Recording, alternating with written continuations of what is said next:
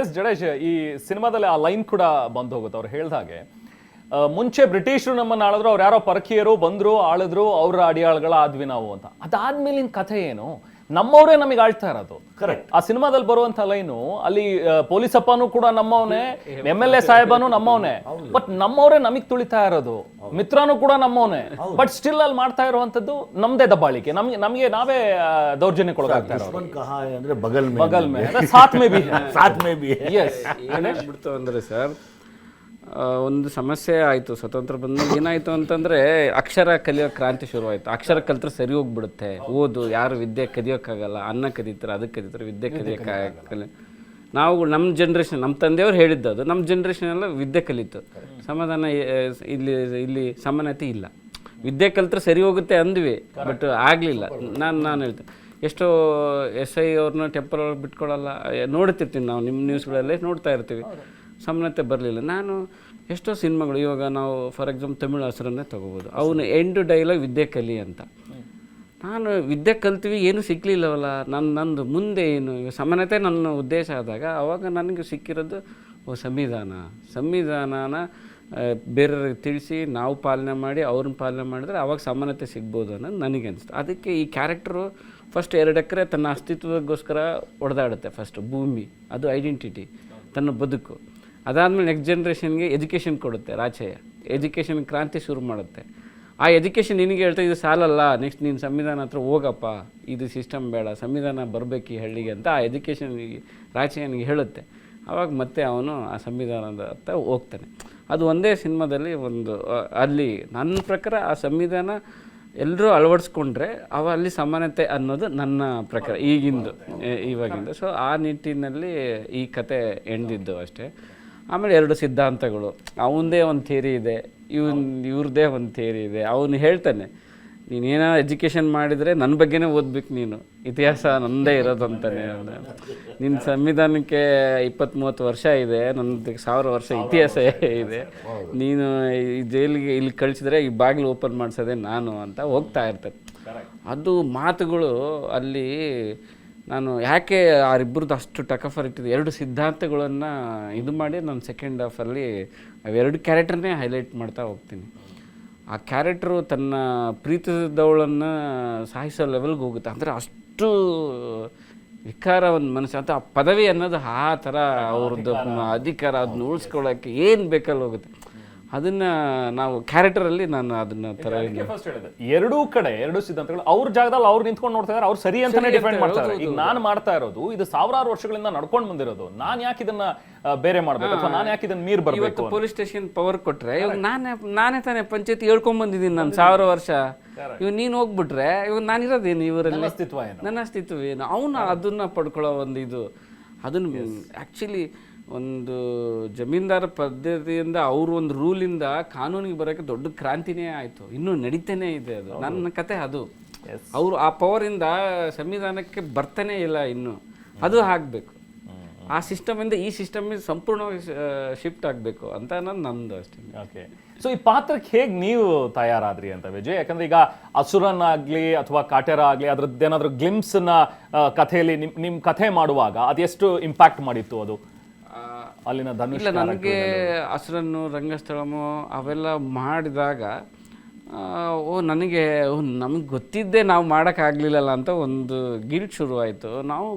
ನಾವು ಇದನ್ನೆಲ್ಲ ನೋಡಿದ್ವಲ್ಲ, ನಾವು ಯಾಕೆ ನಮ್ಮೂರಲ್ಲೇ ಇದೆ, ನಾನು ಅದನ್ನ ನೋಡ್ಕೊಂಡೇ ಬೆಳೆದಿದ್ದೀನಿ, ಇಷ್ಟು ಪ್ರಶಂಸೆ ನಡೀತಾ ಇದೆ, ಅವ್ರದ್ದು ನಾವುಗಳು ತಗೊಂಡು ತಲೆ ಮೇಲೆ ಹೊತ್ಕೊಂಡಿದ್ದೀವಿ, ಸೊ ನಾವು ಯಾಕೆ ಮಾಡಬಾರ್ದು ಅಂದಾಗ ನನಗೆ ಅಲ್ಲಿ ಗುರು ಶಿಷ್ಯರಲ್ಲಿ ಸಣ್ಣದಾಗಿ ಶುರು ಮಾಡಿದೆ ಅಲ್ಲಿ. ಆಮೇಲೆ ನೆಕ್ಸ್ಟ್ ಸಿನಿಮಾ ಅದು ಸ್ವಲ್ಪ ದೊಡ್ಡದಾಗಿ ಆಯಿತು.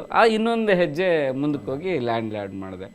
ಮೂಲ ಅಲ್ಲಿ ಅವರು ಅಲ್ಲದೆ ನಾವುಗಳು ತಲೆ ಮೇಲೆ ಹೊತ್ಕೊಂಡು ತಿರುಗಾಡಿದಾಗ ನಾವು ಯಾಕೆ ಮಾಡಬಾರ್ದು, ನಾನು ನೋಡಿದ್ದೀನಲ್ಲ ಒಂದು ಶುರುವಾಗಿ ಇಲ್ಲಿವರೆಗೆ ಬಂದಿದೆ, ಅದಷ್ಟೇ. ಅದ್ಭುತ. ಎಸ್ ವಿಜಯ್ ಪಾತ್ರ ಇನ್ಫ್ಯಾಕ್ಟ್ ಸಿನಿಮಾ ನೋಡ್ತಾ ಇದ್ದಾಗ ವಿಜಯ್ ಈಗ ಸ್ಪಾರ್ಕ್ ಆಗುತ್ತೆ, ಈಗ ಬಹುಶಃ ಒಂದು ಫೈಟ್ ಬರುತ್ತೆ, ವಿಜಯ್ ಅವರಿಂದ ಈಗ ಒದೆ ಬೀಳುತ್ತೆ ಅಂತಾನೆ ಅನ್ಕೊಂತಾ ಬರ್ತೀವಿ. ಚಪ್ಪಲಿ ಬಂದು ಕೆನೆಗೆ ಬಿದ್ದಾಗ್ಲೂ ಆತ ತುಂಬಾ ದೈನಿಕವಾಗಿ ಹಾಗೇ ಇರ್ತಾನೆ, ಎಲ್ಲೂ ಆತ ಸಿಡ್ದೇಳಲ್ಲ. ಬಟ್ ಯಾವಾಗ ಬರುತ್ತೆ ಮಗಳ ಮಾತಿಗೆ ಅಥವಾ ಬೇರೆ ವಿಚಾರಕ್ಕೆ ಅಂತ ಬಂದಾಗ ಆತನಲ್ಲಿದ್ದಂಥ ರಾಚಯ್ಯ ಹೊರಗಡೆ ಬರ್ತಾನೆ, ರಿಯಲ್ ಕೊಡ್ಲಿ ರಾಚಯ್ಯ ಹೊರಗಡೆ ಬರ್ತಾನೆ.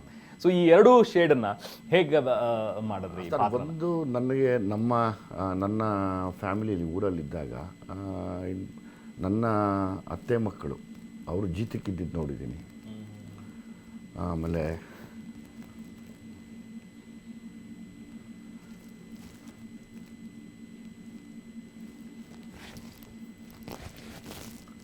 ನಮ್ಮ ಊರಲ್ಲಿ ಆ ಶೋಷಣೆ ನೋಡಿದ್ದೀನಿ, ನಡೆಸ್ತಾ ಇದ್ದಿದ್ದು. ಈಗ ನಮ್ಮ ತಂದೆನೂ ಕೂಡ ಒಂದು ಸತಿ ಅವರೊಬ್ಬರೇ ಓದಿದ್ದು. ನಮ್ಮ ದೊಡ್ಡಪ್ಪ ಚಿಕ್ಕಪ್ಪ ಎಲ್ಲ ತುಂಬ ಬಡತನದಲ್ಲಿದ್ದವರು. ನಮ್ಮ ತಂದೆನೂ ಒಂದು ಸತಿ ಹೇಳಿದರು, ಅಂದರೆ ನಮ್ಮ ಸಂಬಂಧಿಕರ ಮನೆಯಲ್ಲೇ ತೆಂಗಿನ ಕಾಯಿ ಕಿತ್ಕೊಟ್ಟು ಮರ ಹತ್ತಿ ಫೀಸ್ ಇಸ್ಕೊಂಡು ಹೋಗಿ ಕಟ್ಟಿದ್ದೆ ಅಂತ. ಅದೆಲ್ಲ ತುಂಬ ನೆನಪಿಗೆ ಬರುತ್ತೆ. ಅದು ನಾನು ಕಣ್ಣಾರೆ ನೋಡಿದ್ದೀನಿ. ಆಮೇಲೆ ನಾನು ಕೂಡ ಚಿಕ್ಕ ವಯಸ್ಸಿಂದ ಅದಕ್ಕೆ ವಿರುದ್ಧವಾಗಿದ್ದವನು. ಹಂಗೆ ನಮ್ಮ ತಂದೆ ಎಲ್ಲ ಅಷ್ಟು ಅನುಭವಿಸಿದ್ರಲ್ಲ. ನಮ್ಮ ತಂದೆ ಯಾವಾಗಲೂ ಹೇಳೋರು, ಹಿಂಗೆಲ್ಲ ಕಷ್ಟಪಟ್ಟಿದ್ದೀವಪ್ಪ. ನಮ್ಮ ಮನೆಯಲ್ಲಿರುವಂಥ, ಅಂದರೆ ನಮ್ಮವರೇ ಆದಂಥ ಸಂಸಾರದಲ್ಲಿದ್ದಂಥ ಅಂದರೆ ದುಡ್ಡಿರೋರ ಮನೆಯಲ್ಲಿ ಜೀತಕ್ಕಿರೋದನ್ನ ಕಣ್ಣಾರೆ ನೋಡಿ ನಾನು ಅದನ್ನೆಲ್ಲ ತುಂಬ ಸಂಕಟ ಆಗುತ್ತೆ ಅದು ಹೇಳಿದ್ರೆ. ಅದು ಆ ಪದ್ಧತಿಗಳು ಹೋಗಬೇಕು. ನಮ್ಮ ಅತ್ತೆ ಮಕ್ಕಳು ವರ್ಷಕ್ಕೊಂದು ಸತಿ ಒಂದಿಷ್ಟು ಸಾವಿರ ಅಂತ ಕೊಟ್ಬಿಡೋರು ಅವ್ರಿಗೆ. ಅಲ್ಲಿ ನಮ್ಮ ಮಾವ ಬಿಟ್ಟು ಆ ಮಕ್ಕಳನ್ನ ಬೆಳೆಸಿದ್ರು. ಅವರೆಲ್ಲ ಇವತ್ತು ದೊಡ್ಡೋರು ಆಗೋಗಿದ್ದಾರೆ.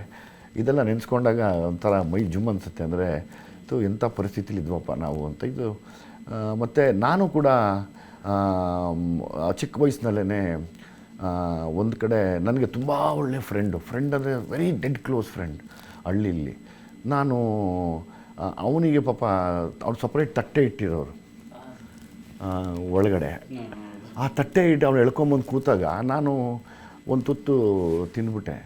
ಅದಕ್ಕೆ ನೀನು ಮೈಲಿಗೆ ಮಾಡಿಬಿಟ್ಟೆ, ನಿನಗೆ ಕರ್ಕೊಂಡೋಗಿ ನಾಲಿಗೆ ಸುಡಿಸ್ಬೇಕು ಹಂಗೆ ಹಿಂಗೆ ಅಂದರು. ನಾಲಿಗೆ ಚಿನ್ನದ ಇದರಲ್ಲಿ ನಾಲಿಗೆ ಸುಡಿಸ್ಬೇಕು, ಅವಾಗ ಸರಿ ಹೋಗುತ್ತೆ.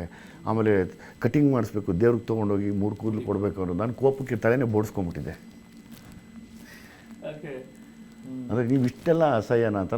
ನಮ್ಮ ಮನೇಲಿ ಎರಡೂ ನೋಡಿದ್ದೀನಿ. ನಮ್ಮ ಹಳ್ಳೀಲಿ ನಮ್ಮ ಮನೆಯವ್ರು ಜೀತಕ್ಕಿದ್ದದ್ದು ನೋಡಿದ್ದೀನಿ. ಜೀತಕ್ಕೆ ಪಾಪ ಇರೋರು ಊಟ ಮಾಡಿದ್ದಕ್ಕೆ ನಮ್ಮನ್ನು ಏನೇನು ಮಾಡಿದ್ರು ಅಂತಲೂ ನೋಡಿದ್ದೀನಿ. ಈಗ ಅಂದರೆ ಆ ಕೆಟ್ಟ ಸಂಪ್ರದಾಯದಲ್ಲಿ ನಮ್ಮನೆಗಳವರು ಬದುಕಿದ್ದಾರೆ, ನಮ್ಮನೆಗಳವರು ಜೀತಕ್ಕಿದ್ದಾರೆ. ಸೊ ಅದು ಎರಡೂ ಯಾವಾಗಲೂ ಕಾಡ್ತಾ ಇರುತ್ತೆ ನಮಗೆ. ಇಲ್ಲಿ ಸಮಸ್ಯೆನೇ ಅದು. ಆ್ಯಕ್ಚುಲಿ ನಮಗೆ ಯಾರೋ ಮಾಡ್ತಿರ್ತಾರೆ, ನಾವು ಇನ್ನೊಬ್ರಿಗೆ ಏನೋ ಮಾಡ್ತಾ ಇರ್ತೇವೆ. ಅದೇ ಸಮಸ್ಯೆ. ಎಲ್ಲರದು ಒಂದೇ ಆದರೆ ಇಲ್ಲಿ ಏನೂ ಆಗೋದಿಲ್ಲ. ಅವನು ತಿಳ್ಕೊಂಬಿಟ್ಟ ನಮ್ಮೂರಲ್ಲಿ. ಅವನು ಯಾವಾಗಲೂ ಬೆರಳು ಜುಬ್ಕೋನು. ಅವನ ಹೆಸರೇ ಬೆಳ್ ಜುಬ್ಕ ಅಂತ ಹೆಸರಿಟ್ಟಿದ್ವಿ ನಾವು. ಅಂಥ ಒಬ್ಬ ಫ್ರೆಂಡು, ನಂಗೆ ತುಂಬ ಡೆಡ್ ಕ್ಲೋಸ್ ಫ್ರೆಂಡು. ಆ ತಟ್ಟೆಯಲ್ಲಿ ತಿನ್ನೋದಕ್ಕೆ ನನ್ನೊಂದಷ್ಟು ಅವಮಾನ ಮಾಡಿ ನಿಲ್ಲಿಸ್ಬಿಟ್ಟಿದ್ರು. ಸರಿ ಕಟ್ ಮಾಡ್ತೀನಿ ಅಂದಾಗ, ಬೇಡ ನೀವೇನು ಕಟ್ ಮಾಡೋದು ಅಂತ ತಲೆ ಬೋಡಿಸ್ಕೊಂಡು ನಿಂತವ್ ನಾನು ಆ ವಯಸ್ಸಲ್ಲೇ. ಇವತ್ತು ಬಿಟ್ಕೊಡ್ತೀನ? ಯಾವ ಕಾರಣಕ್ಕೂ ಬಿಟ್ಕೊಡಲ್ಲ. ಎಸ್, ಅದಕ್ಕೆ ನಿಮ್ಮ ಪಾತ್ರ ಅಷ್ಟು ಇಂಟೆನ್ಸ್ ಆಗಿ ಬರೋದಕ್ಕೆ ನೀವು ಜೀವಿಸಿರೋದ್ರಿಂದ ಎಕ್ಸಾಕ್ಟ್ಲಿ ಆ ಒಂದು ಪಾತ್ರಗಳು ಅಥವಾ ಆ ಸನ್ನಿವೇಶಗಳನ್ನ ತುಂಬಾ ಚೆನ್ನಾಗಿ ಆಕ್ಟ್ ಮಾಡೋದಕ್ಕೆ ಸಾಧ್ಯ ಆಯಿತು ಅಂತ ಅನ್ಸುತ್ತೆ ವಿಜಯ್ ಅವರಿಗೆ. ಸೊ ಬೇರೆ ಯಾವುದು ರೆಫರೆನ್ಸೇ ಬೇಡ, ಸ್ವತಃ ನಾನೇ ಅನುಭವಿಸ್ಕೊಂಡು ಬಂದಿರೋದು, ನಾನು ನೋಡಿರೋದು, ನಾನು ತೆರೆ ಮೇಲೆ. ಆಮೇಲೆ ನನ್ನ ಅಣ್ಣ ತಮ್ಮಂದರು ಅಷ್ಟೇ ಸರ್. ಅವ್ರು ಯಾರನ್ನು ಪಾಪ ಸೌಲಭ್ಯ ಇದ್ದವರಲ್ಲ. ಊರಲ್ಲಿರೋ ನನ್ನ ತಮ್ಮಂದರಾಗ್ಬೋದು, ನಮ್ಮ ಚಿಕ್ಕಪ್ಪದಿದ್ದಾರೆ, ಮೊನ್ನೆ ಒಬ್ಬರು ತೀರ್ಕೊಂಡ್ರು. ಅವರೆಲ್ಲರೂ ಸರ್, ಅವರೆಲ್ಲರೂ ಇನ್ನೊಬ್ಬರ ಮನೇಲಿ ಕೆಲಸ ಮಾಡಿರೋರೇ. ಇವತ್ತೆಲ್ಲ ಒಂದು ತಕ್ಕ ಮಟ್ಟಿಗೆ ಇವ್ರು ಹೇಳ್ದಂಗೆ ಅಕ್ಷರ ಜ್ಞಾನ ಬಂದ ಮೇಲೆ ಒಬ್ಬ ಪೊಲೀಸಲ್ಲಿ ಕೆಲಸ ಮಾಡ್ತಾನೆ, ಇನ್ನೊಬ್ಬ BTS ಡ್ರೈವರ್ ಆಗಿದ್ದಾರೆ, ರಿಟೈರ್ಡ್ ಆದ. ಬಟ್ ಅದಕ್ಕೆ ಮುಂಚೆ ಅವರೆಲ್ಲ ಸೆಕ್ಯೂರಿಟಿ ಗಾರ್ಡ್ ಥರ ಎಲ್ಲ ಕೆಲಸ ಮಾಡಿಬಿಟ್ಟಿದ್ದಾರೆ. ಅವತ್ತು ಎಷ್ಟಿರ್ಬೋದು ಸರ್ ಸಂಬಳ? ಮ್ಯಾಕ್ಸಿಮಮ್ ಅಂದರೆ ಸರ್ ಒಂದು 150 ರೂಪಾಯಿ, 200 ರೂಪಾಯಿ.